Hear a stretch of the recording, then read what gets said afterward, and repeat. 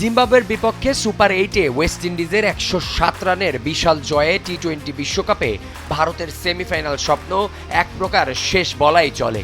দক্ষিণ আফ্রিকার কাছে হেরে এমনিতেই ব্যাকফুটে থাকা সূর্যকুমার যাদবের দলের জন্য সমীকরণ এখন এতটাই জটিল রূপ নিয়েছে যে মিরাকেল ছাড়া তাদের আর কোনো উপায় নেই। নিজেদের বাকি দুই ম্যাচে চেন্নাইয়ে জিম্বাবুয়ে ও পরবর্তীতে ওয়েস্ট ইন্ডিজকে কেবল হারালেই হবে না, বরং বর্তমানের অত্যন্ত শোচনীয় নেট রান রেট মেটাতে অবিশ্বাস্য বিশাল ব্যবধানে জিততে হবে, যা টি-20 ফরম্যাটে বাস্তবে প্রায় অসম্ভব।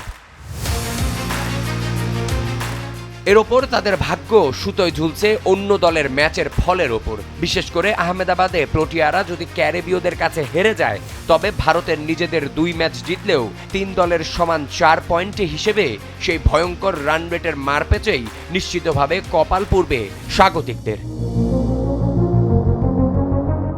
আর যদি ভারত একটি ম্যাচও হোঁচট খায়, তবে তো কথাই নেই। তখন অন্য দলের জয় পরাজয়ের উপর ভিত্তি করে 2 পয়েন্ট নিয়ে টিকে থাকার যে ক্ষীণ গাণিতিক সম্ভাবনা বাঁচবে, তা এতটাই গোলকধাঁধায় মোড়ানো হবে যে সব সমীকরণ মিলিয়ে ভারতের বিশ্বকাপের মিশন কার্যত খাদে তলিয়ে গেছে। গাণিতিক হিসাবের মায়াজালে অল্প যতটুকু আশা টিম করে জ্বলছে, বাস্তবের কঠিন পিচে তা হওয়া এক কথায় অসম্ভব। তাই নির্দ্বিধায় বলা যায়, এবারের মতো ঘরের মাঠে ভারতের সেমিফাইনাল স্বপ্নের সলিল সমাধি এখন কেবলই একটি আনুষ্ঠানিক অপেক্ষা মাত্র। আবিয়া জিতেসাম, সময়ের আলো।